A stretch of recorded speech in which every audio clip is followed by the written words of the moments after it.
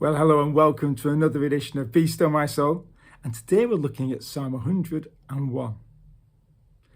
Now, there's a crisis of leadership today in the church and in society.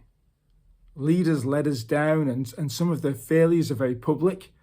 Leaders are being strongly criticised, both in person and over the internet and social media. People have got very little confidence in leaders, and fewer people want to become leaders. This psalm speaks into that situation, into our situation, because this psalm is all about leadership. In fact, this psalm is a leader's vision statement, leader's mission statement. It's written by David, the king of Israel, and he reflects on the practices of the ideal leader. He talks first of all about his person, his policies, and then finally I want to see his perfection. So first of all, his person, the person of the ideal leader. You see, good leadership, great leadership, begins with the character of the leader. And that character is formed in relationship to God. That's how David begins the psalm. I will sing of steadfast love and justice. David is delighting in the character of God, in his steadfast love, his covenant love, delighting in his justice, the fact that God always does what is just and right and fair. And not only does he delight in God's character, but he worships God's person. To you, O Lord, I will make music. He joyfully worships God. See, it's not enough to see the character of God. You need to delight in that character. You need to worship that character. Seeing God's character, his steadfast love and justice, should move you to praise and to rejoice. And he considers God's wisdom.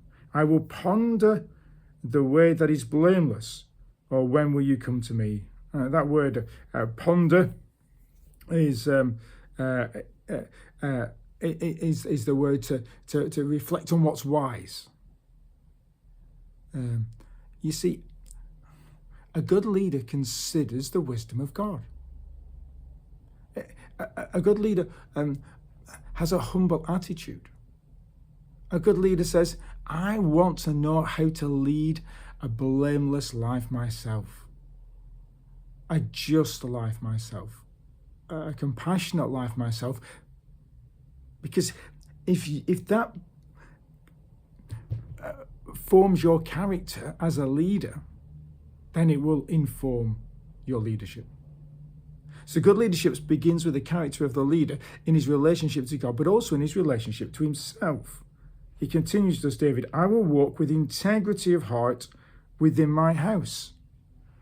He wants to be a person of integrity, both in his heart and his home. You see, what does it mean to be a person of integrity? It means to be the same on the inside as you are on the outside.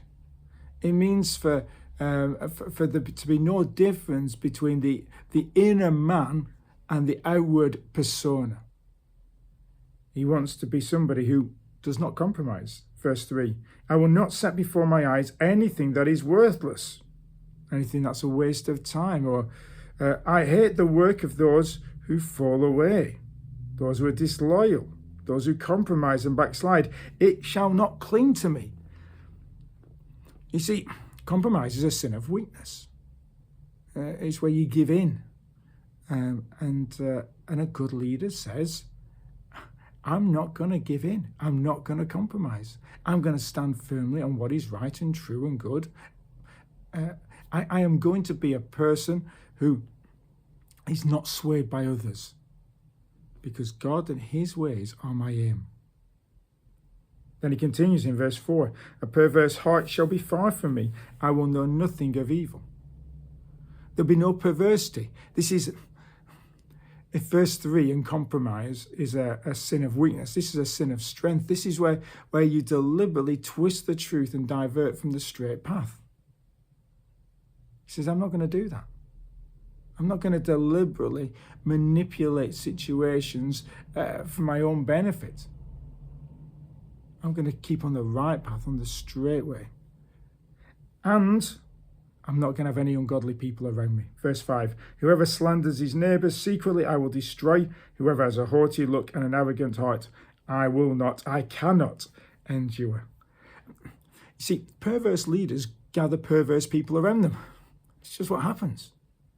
You know, when the ungodly and the unrighteous rise up, so do ungodly and unrighteous people generally, and the righteous hide themselves. Whereas when the righteous are in positions of leadership and authority, they gather righteous people around them. See, this is so helpful for us to remember when it comes to leadership. In whatever area of life we have some degree of leadership. Because what this is saying is that what goes on in private affects what goes on in public. We know that, don't we? We've come across it many times in recent months, how something that has happened in a leader's private life has been made public, and it has brought that leader crashing down and his leadership crashing down. See, our private lives affect our public leadership. And so a good leader, a great leader, begins their leadership with themselves, with their own private character, before they consider their public policies. You see, a good leader, a great leader, is a man of integrity and a man of wholeness. David then moves on to his policies. Verse 6. I will look with favour on the faithful in the land, that they may dwell with me. He who walks in the way that is blameless shall minister to me. No one who practices deceit shall dwell in my house. No one who utters lies shall continue before my eyes. What's his policies? Well, his first policy is to appoint godly people, godly men. David is going to gather around him godly and righteous people to run his government.